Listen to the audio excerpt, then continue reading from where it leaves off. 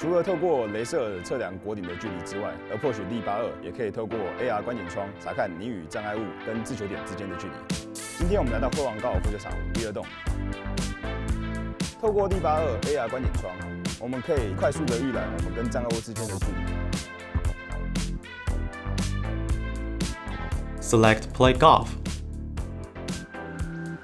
Wait for the GPS. Confirm the course. Press the up or down buttons to open the menu. Select hazards and layups. Use up and down to switch the enlarged views. 举例来说，在左方有一个沙坑，我们距离沙坑的前缘是136码，沙坑的后缘是164码。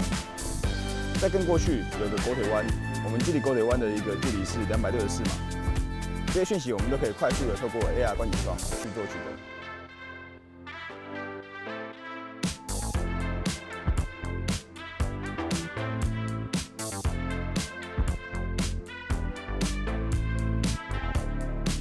Z82 offers place-like distances feature. This feature will compensate the hitting distance for the influence from the relief of land surfaces, and it will show whether the targets are higher or lower than the current position. This can help you handle fairways with large height differences.